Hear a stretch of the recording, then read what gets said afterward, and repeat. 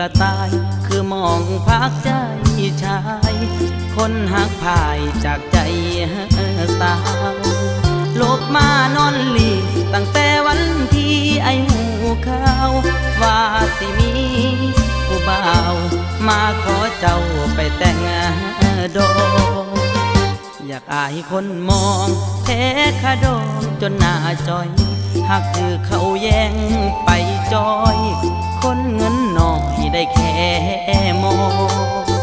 อยู่บ้านบ่ได้ย่านคนเบาใส่มือกินดองรูปเรียบแพ้ใจเจ้าของ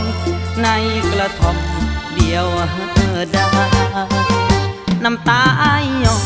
คืดหอดหอยความหลังหักอายเป่าถือเข้าพังสิ้นหนทางแก้ไขเอาไม่เป็นปีเขียนด้วยก้อนขี้ทานไปว่ากระท่อมทำใจ